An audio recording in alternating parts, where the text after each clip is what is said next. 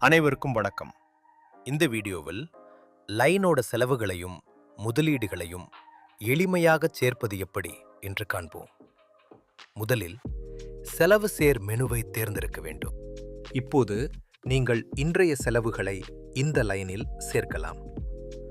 பணமாக செலவிட்டீர்களா அல்லது ஆன்லைன் வழியாக செலவிட்டீர்களா என்பதை தேர்ந்தெடுத்து செலவின் வகையை சேர்க்கவும். உணவு, எரிபொருள், சிட் ஃபண்ட், கைமாற்று கடன், சம்பளம் போன்ற தேர்வுகள் உள்ளன.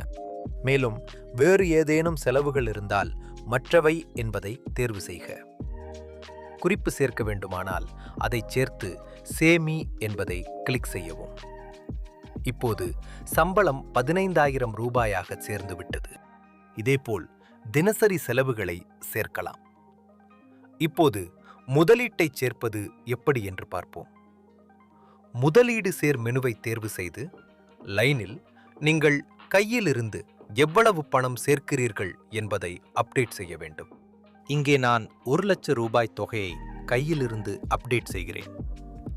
பணமாகவா அல்லது ஆன்லைன் வழியாகவா என்பதை தேர்ந்தெடுத்து யாருடைய பணம் அல்லது வேறு ஏதேனும் தொகை உள்ளே வருகிறதா என்பதையும் தேர்வு செய்யவும்.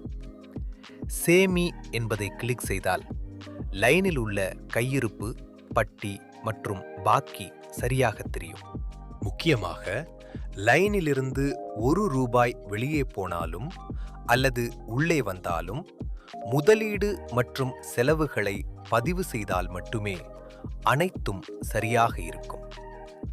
இவ்விதம் நாம் செலவுகள் மற்றும் முதலீடுகளை சேர்ப்பது எப்படி என்று கற்றுக்கொண்டோம். நன்றி, வணக்கம்.